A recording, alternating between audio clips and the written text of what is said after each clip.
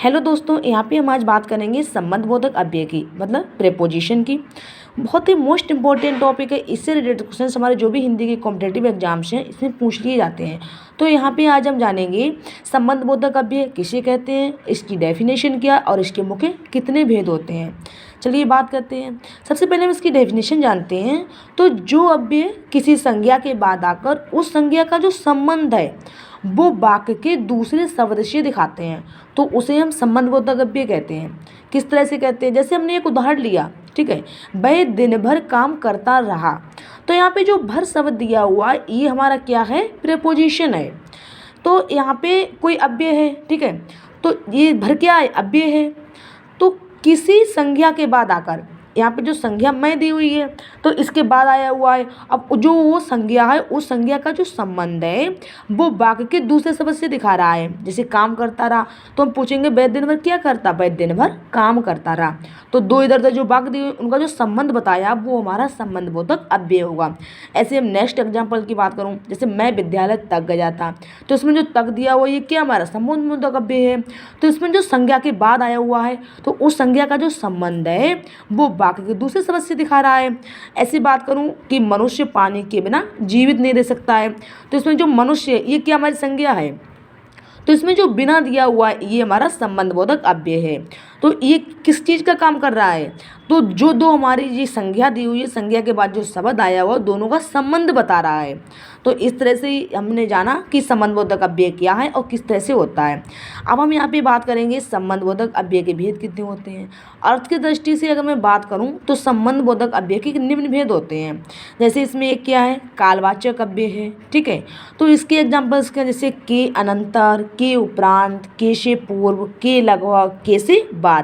अगर इस तरह के हमें एग्जाम्पल्स कहीं पे भी मिल जाएं तो समझ लीजिएगा वहाँ पे हमारा कालवाचक संबंधबोधक अव्यय है। ऐसी नेक्स्ट बात करूँ स्थानवाचक अव्यय की, तो स्थानवाचक में क्या होते हैं, जैसे के समीप, के निकट, के पास, के नज़दीक। मतलब इसमें क्या है, स्थानों का बोध हमें होता है। जैसे के से आगे, के से पीछे, तो हमारे स्थानवाचक हो गए। ऐसे में नेक्स्ट बात करूँ दिशावाचक, मतलब डायरेक्शन की, जिससे हमें डायरेक्शन का बोध होता है, ठीक है, जैसे की ओर, की तरफ, के पार, के आर पार, के आसपास। जैसे हमने एक उदाहरण लिया, जैसे मैं पश्चिम दिशा की ओर जा रहा हूँ या जा रही हूँ, तो उसमें की ओर आया हुआ है तो हम समझ जाएंगे जो की ओर है ये हमारा कौन सा संबंधबोधक दिशावाचक अव्यय है, ठीक है। ऐसी नेक्स्ट बात करूँ कार्य कारणवाचक अव्यय की, तो ये क्या होते हैं, जैसे के मारे, के कारण, के लिए, के वास्ते, के निमित्त। अगर इस तरह के उदाहरण हमें कहीं पे भी मिल जाए तो समझ लेगा भाई हमारा संबंधबोधक कार्य कारणवाचक अव्यय है। ऐसे में नेक्स्ट बात करूं, जैसे विषयवाचक हमारा है, तो विषयवाचक में कौन कौन से एग्जाम्पल, जैसे के लेके, की बाबत, के नाम, के निस्बत, के मध्य, तो ये सब हमारे विषयवाचक अव्यय में आ जाएंगे। नेक्स्ट हमारा मित्रतावाचक में, इसमें क्या है, के सिवा, के अलावा, के अतिरिक्त, के बिना, से रहित। अगर इस तरह के एग्जाम्पल्स हमें कहीं पे भी मिल जाए तो समझ लीजिएगा वहाँ पे हमारा संबंधबोधक विषयवाचक अव्यय है, ठीक है। तो इस तरह से बहुत ही मोस्ट इंपॉर्टेंट टॉपिक है, इस पूरा ध्यान दीजिएगा, आप लोग पूरी वीडियोज को देखिएगा, उम्मीद करते हैं इससे आपको लाभ होगा। नेक्स्ट हमारा आता है विनिमयवाचक अव्यय, तो इसमें इसके एग्जांपल्स के जैसे के बदले, की जगह, के एवज में, के पलटे, तो इस तरह से हो जाएंगे। ऐसी नेक्स्ट बात करूं जो सादृश्यवाचक अव्यय, ये क्या होते हैं, जैसे के योग्य, के लायक, के समान, की तरह, की भांति, तो इसमें सादृश्यता का बोध होता है। नेक्स्ट हमारा आता है विरोधवाचक, ये क्या है, जैसे के विपरीत, के विरुद्ध, के खिलाफ, से उल्टा। तो ये हमारे सब क्या हो गए, ये हमारे जो हमारे संबंधबोधक अव्यय हैं विरोधवाचक, ठीक है, वो हो गए। इसमें विरोधवाचक अव्यय इसका मतलब हमें ज्ञान होता है इसमें, ठीक है।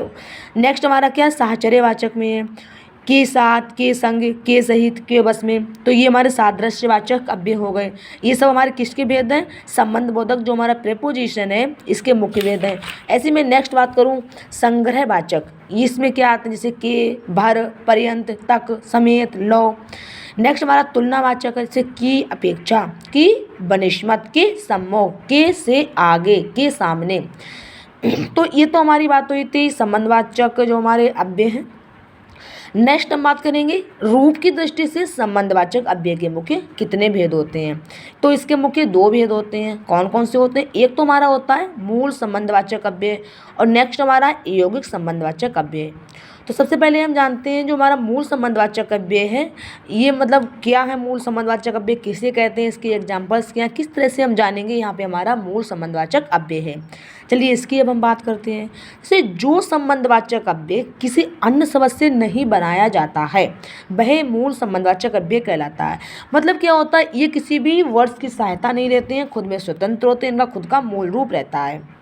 जैसे क्या तक, के बिना, भर, की ओर, ये सब हमारे मूल संबंधवाचक अव्यय में आते हैं।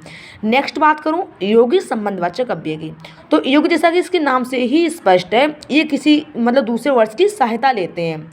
जैसे जो संबंधवाचक अव्यय किसी अन्य शब्द से नहीं बनाया, जो अन्य शब्द से बनाया जाता है वहाँ हमारा यौगिक संबंधवाचक अव्यय कहलाता है। तो वो जाने कैसे, जैसे इसमें क्या संज्ञा से बनते हैं, ठीक है। संज्ञा से मैं बनाऊँ तो के नाम, के बदले, के लेके, की मार्फत, ये हमारे संज्ञा से बन जाएंगे। क्या बन जाएंगे? यौगिक संबंधवाचक अव्यय। ऐसे हमारे नेक्स्ट विशेषण से के समान, के यौगिक, के तुल्य। क्रिया से बनाऊँ तो के लिए, के मारे, के जाने। नेक्स्ट हमारा क्रिया विशेषण जैसे बाहर, के भीतर, के पास, के दूर। तो इस तरह से हमने जाना जो हमारे जो संबंधवाचक क्रिया विशेष जो हमारा है वो इसके मुख्य भेद कितने होते हैं और इसकी डेफिनेशन क्या होती है, रूप की दृष्टि से संबंधवाचक अव्यय के मुख्य भेद कितने होते हैं, और हमने जाना अर्थ की दृष्टि से संबंधबोधक अव्यय के मुख्य कितने भेद होते हैं। आप लोग पूरी वीडियोज़ को देखिएगा, उम्मीद करते हैं इस वीडियो से आपको लाभ हो। और अगर हमारी वीडियोज़ आप सभी को पसंद आए तो उसे लाइक, सब्सक्राइब और शेयर करिएगा।